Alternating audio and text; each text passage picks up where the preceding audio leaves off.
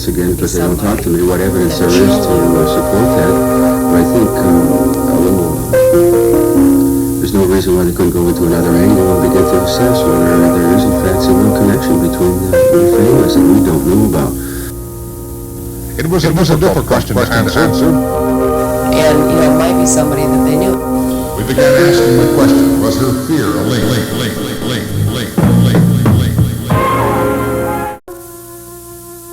During our research for this documentary, we talked with all the principal players in the drama, asking them to assess the effectiveness of the task force. It was a difficult question to answer because only the task force and the killer have enough information to adequately determine if investigators have done a good job or not. However, there were areas that left lingering questions in our minds.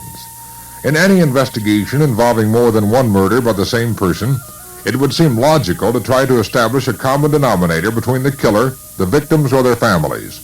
Joe Robinson's father, Tom, feels the task force has not thoroughly explored that possibility. They've been going on the assumption that someone has been at random picking up children. I think I don't know what evidence, again, because they don't talk to me, what evidence there is to support that. But I think there's no reason why they couldn't go into another angle and begin to assess whether there is in fact some real connection between the families that we don't know about. They've not once put us together. Lieutenant Robertson says he vetoed the idea of putting the families together, favoring instead what he called a comprehensive questionnaire. We talk, who is your pediatrician, or who is your dentist, or where do you get your car fixed, what kind of charge cards do you have, have you ever had anybody over here to fix your plumbing, where do your children go to camp, what do you do on vacation, and who do you associate with socially, who is your current boyfriend, or something of this nature. And I think that those kind of questions can better be answered in the privacy of one-on-one, or the parents on one to the officer, rather than a group discussion. How comprehensive was the questionnaire and the follow-up on the answers by the task force? During a 2-hour interview with Karol Robinson, we discovered that Jill had undergone therapy with a children's social worker in hopes of overcoming a fear she had of being shot to death alongside a highway. As fate would have it, that's how she died. Jill was the only one of the 4 children shot to death. On the surface, her death did not fit the pattern. We began asking the question, was her fear a link? Did she express her fear to the killer during her captivity?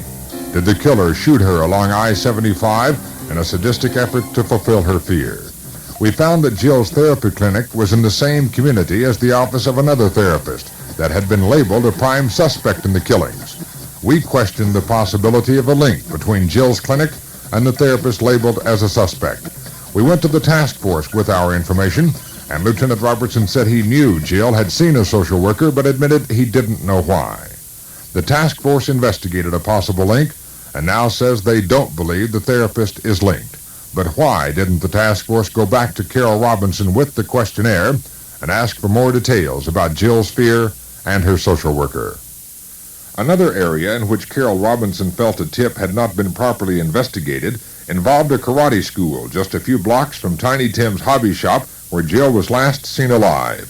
Karol explains that Jill's father had taken karate, adding, I thought there might just be somebody that Jill knew, that Tom knew, some connection with the karate place, that maybe somebody walking out of the karate place who knew Jill would say, what are you doing riding your bike this time of the night? And she would say, oh, I'm on my way to my dad's. And they said, well, come on, I'll give you a ride. And, it might be somebody that they knew. And I asked the police, gave them my theory of this, asked them to check the register at the karate place of who was there that night to see if I could identify anybody that I knew that maybe Jill knew. And, they've never done that, to my knowledge. They've never shown me a list. They've never asked. I've asked about it repeatedly. And they always tell me somebody else is checking on that. The task force was formed as a central investigative agency, allowing all the departments involved to pool their evidence and direct their attention toward the same goal, apprehending the Oakland County Child Killer. Obviously, each department would like to break the case on its own, and that desire has created jealousy between some departments. Karol Robinson recalls an incident in which she and the mothers of Mark Stebbins and Christine Mihalich were together with members of the task force assigned to each family. Karol says the investigator assigned to her didn't seem to know very much about Jill's death. When I asked the man, Jerry Tobias, who was heading this little investigation with the mothers, I brought that up. I'm feeling a little neglected here. I notice everybody else is on first-name basis and I'm not, and I'm wondering how come everyone else has a person that seems to be special to them and has a special interest in the case and I don't. I'm just observing that and I've only been here 10 minutes. Why is that? And he said, well, frankly, Karol, I don't know very much about your case. You see, I don't even have a police report yet. At this point, I'm not sure of the date, but Christine Mihalich was killed in January, and this, I believe, might have been March.